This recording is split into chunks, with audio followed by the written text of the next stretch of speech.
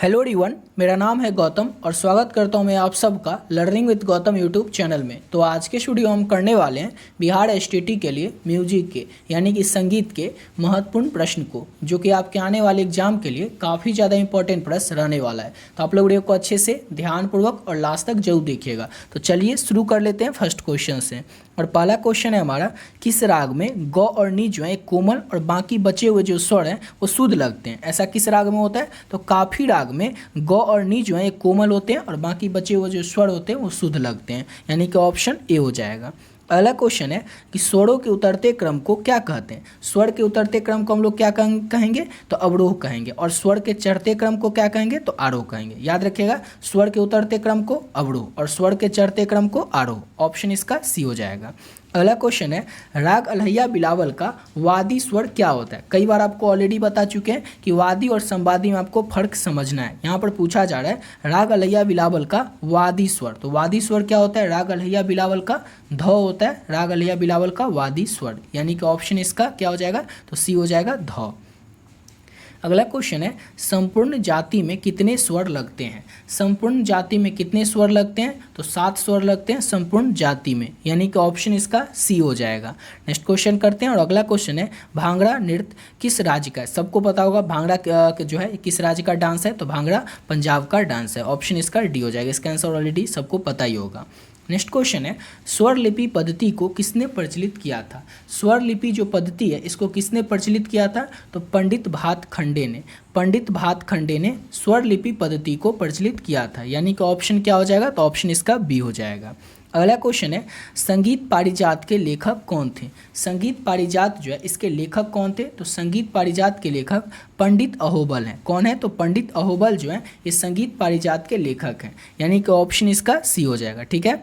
अब अगला क्वेश्चन है, राग भीम पलासी का संवादी स्वर क्या होता है? राग भीम पलासी जो है इसका संवादी स्वर क्या होता है? तो इसका धैवत भी नहीं होता है, गंधार मध्यम। ऑप्शन इसका डी हो जाएगा, इनमें से कोई नहीं, क्योंकि ऑप्शन में दिया ही नहीं है।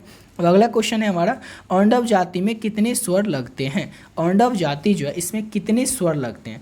4 लगते हैं, 5 लगते हैं, 6 या 7 लगते हैं? तो औंडव जाति में याद रखिएगा आप लोग 5 स्वर लगते हैं, यानी कि ऑप्शन बी हो जाएगा।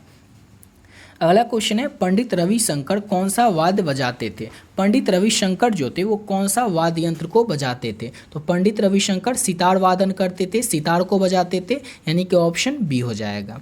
अगला क्वेश्चन है, पंडित कृष्ण राव शंकर किस घराने से हैं? पंडित कृष्ण राव शंकर जो है किस घराने से आते हैं? दिल्ली, आगरा, ग्वालियर या फिर जयपुर? तो याद रखिएगा, पंडित कृष्ण राव शंकर जो है ये ग्वालियर घराने से आते हैं। ऑप्शन इसका बी हो जाएगा। अगला क्वेश्चन है, रूपक ताल में कितने विभाग होते हैं? रूपक ताल जो है इसमें विभागों की संख्या कितनी होती है? तो रूपक ताल में 3 विभाग होते हैं। ऑप्शन इसका ए हो जाएगा। याद रखिएगा, रूपक ताल में विभाग कितने होते हैं? तो 3 होते हैं। ऑप्शन ए हो जाएगा। अगला क्वेश्चन है हमारा, राग देश किस ठाट के अंतर्गत आता है? राग देश जो है यह किस ठाट के अंतर्गत आता है? तो राग देश खमास ठाट के अंतर्गत आता है। याद रखिएगा, राग देश जो है ये खमास ठाट के अंतर्गत आता है। ऑप्शन सी हो जाएगा। अगला क्वेश्चन है, हिंदुस्तानी संगीत में चल और अचल दोनों को मिलाकर के, हिंदुस्तानी संगीत में चल और अचल दोनों को मिलाकर के कुल स्वर कितने हैं? तो हिंदुस्तानी संगीत में चल और अचल दोनों को मिलाकर के कुल स्वर जो है वो 12 होते हैं। ठीक है, ऑप्शन इसका बी हो जाएगा। कितने होते हैं? तो 12। अगला क्वेश्चन है, और देखिए, अगर आप लोग इसका पीडीएफ लेना चाहते हैं, जैसे कि आपका एग्जाम का डेट आपको पता ही होगा 28 को है, एग्जाम में बहुत ही कम टाइम बचा हुआ है और कम टाइम में आप लोग अब अच्छे तरीके से तैयारी करना चाहते हैं, अगर आप लोग कुछ पूरा तैयारी कर चुके हैं, रिवीजन करना चाहते हैं, जो कुछ भी ऐसे बच्चे होंगे जो थोड़ा बहुत तैयारी किए होंगे, तो अपने प्रिपरेशन को अच्छे तरीके से करना चाहते हैं और बहुत ही कम समय में तैयारी को करना चाहते हैं, वो इस पीडीएफ को ले सकते हैं। इस पीडीएफ में ऐसा क्या है जो आपको तैयारी बहुत ही कम समय में करवा सकता है? तो देखिए, इसमें आपको टोटल 4 पीडीएफ मिलेगा और ऑलरेडी कई सारे वीडियो में ये बात बता चुके हैं। ठीक है, इसमें भी शॉर्ट में बता देते हैं। तो जिसमें जैसे 4 पीडीएफ मिलेगा, उसमें जो फर्स्ट पीडीएफ रहेगा उसमें अगर आपका जैसे पेपर फर्स्ट होगा तो पेपर फर्स्ट में टोटल 15 यूनिट है। इसमें 14 लिखा हुआ है, लेकिन 14 नहीं 15 यूनिट है, 15 इकाई है, 15 इकाई आपको पढ़ना है। अब 15 इकाई में क्या पढ़ना है, कितना पढ़ना है, जो कुछ भी पढ़ना है वो आपको इस पीडीएफ में मिल जाएगा। ये पीडीएफ टोटल 60 से 70 पेज का है। ये अगर आप लोग कर लेते हैं, आधा से ज़्यादा सिलेबस 60 to 70% सिलेबस आपका इसी को पढ़ करके कंप्लीट हो जाएगा। कैसे हो जाएगा? क्योंकि इसमें जो कुछ भी पढ़ना था, थ्योरी का पोर्शन पूरा पूरा इसमें ऐड कर लिए। अब जब थ्योरी पोर्शन पढ़ लेते हैं तो रिवीजन के लिए आपको क्या चाहिए, क्वेश्चन चाहिए। और क्वेश्चन कहाँ से आएगा, तो इस पीडीएफ से आएगा, सेकंड पीडीएफ से। और इसमें क्या रहेगा, तो 500 से भी ज़्यादा इसमें आपको ऑब्जेक्टिव क्वेश्चन मिलेगा। इसको क्या कर सकते हैं आप लोग, इसको प्रैक्टिस के तौर पर अच्छे से देख सकते हैं कि इसमें जो हम पढ़े थ्योरी का पोर्शन उससे क्वेश्चन हमें बनता है कि नहीं। और इतना कर लेते हैं तो इसके बाद आपका क्या हो जाएगा, आपका जो पूरा सिलेबस है अच्छे से आप लोग तैयार कर चुके होंगे, प्रैक्टिस का क्वेश्चन भी कर चुके होंगे। अब आपको क्या करना चाहिए, प्रीवियस ईयर क्वेश्चन देखना चाहिए कि पिछले साल में किस तरह का क्वेश्चन पूछा गया। अब बीपीएससी का एग्जाम हो, चाहे किसी भी अन्य राज्य का एग्जाम हो या एसटीटी का एग्जाम हो, इस सब एग्जाम में जो भी क्वेश्चन पूछा गया है म्यूजिक का, वो सब आपको इस पीडीएफ में मिल जाएगा। टोटल 350 प्लस क्वेश्चन है इसमें। अगर इसको कर लेते हैं तो आपका पीवाईक्यू का जो सेक्शन है वो भी कंप्लीट हो जाएगा प्रीवियस ईयर क्वेश्चन का।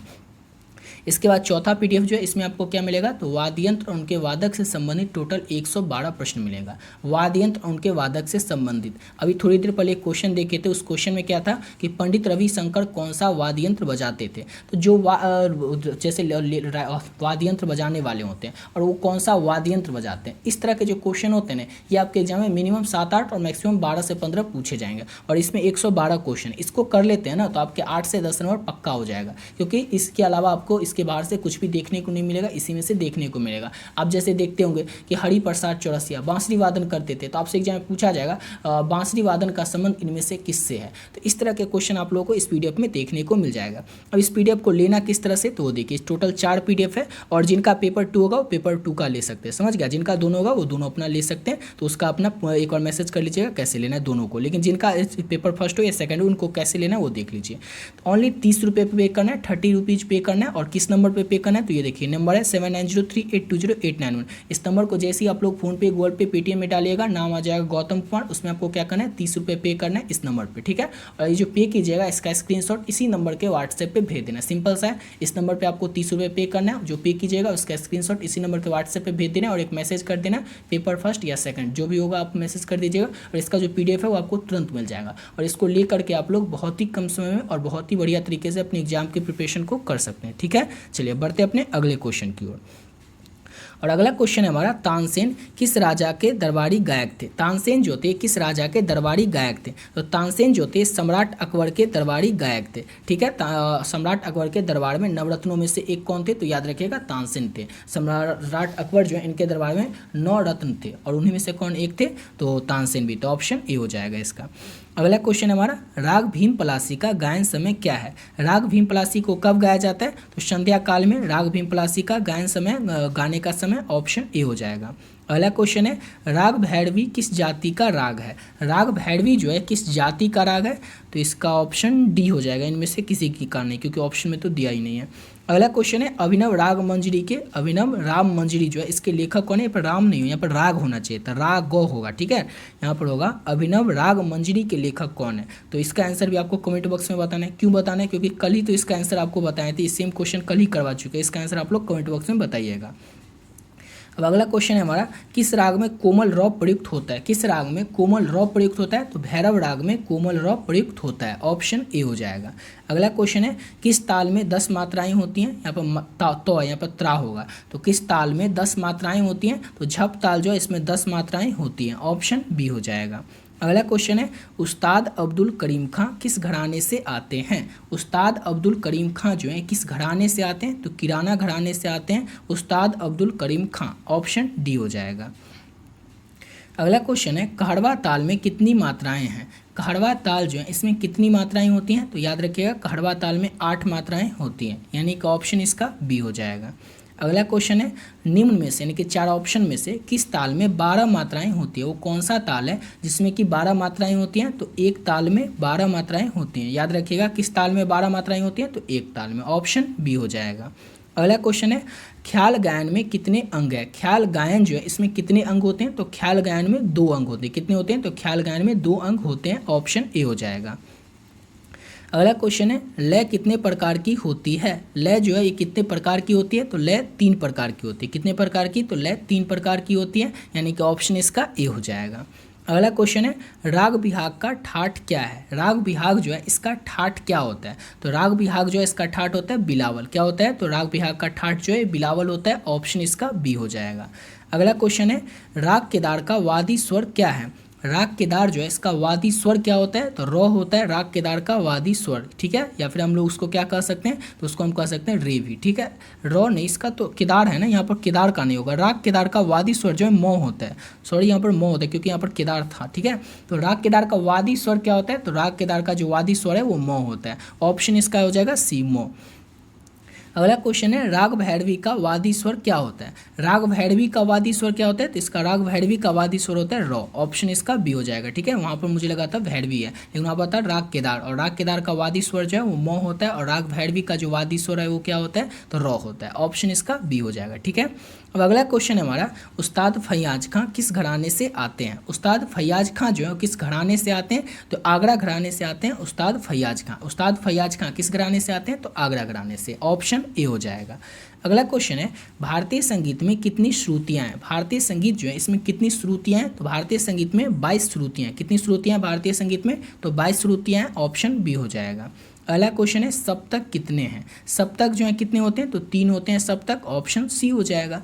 अगला क्वेश्चन है झप ताल में कितने विभाग होते हैं। झप ताल जो है इसमें विभागों की संख्या कितनी है, तो 4 है। झप ताल में कितने, तो 4 विभाग होते हैं। ऑप्शन सी हो जाएगा।